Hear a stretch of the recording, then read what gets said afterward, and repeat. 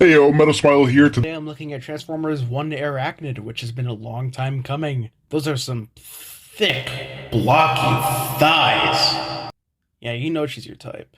Airachnid remains pretty on model to how she appears in the film. Sculpting is spot on and captures all of those different angles and edges, while the paintwork leaves a bit to be desired. Although I'm okay with the flat cool gray, which is kind of on model even though she clearly had a darker palette in the movie. Those little stripes of red do a lot to break up the monotony. She does have heels that help her stand and do a shockingly good job at balancing her too. Not accurate to the on-screen model, but I don't care. How else would she be able to stand? I wish this part of Kibble could have locked in at a more centered position instead of sitting here like an abstract piece of art. I've learned to accept it. This bothers me only a smidge, but it's a necessary component of her transformation, did you know? The painting on the head is so intricate and perfectly represents her sadistic, watchful, and cold calculating personality. Those purple eyes are a nice touch.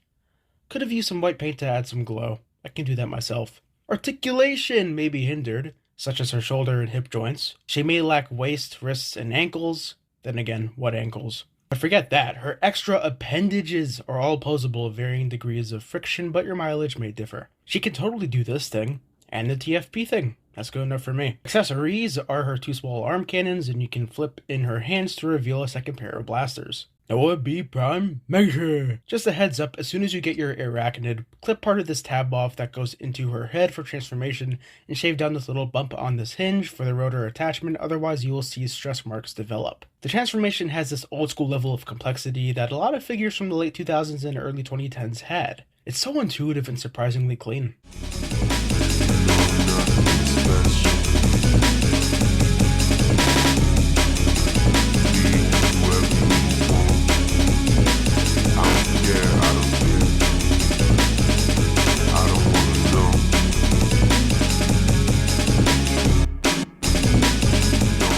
Ooh, be still my spinnerets.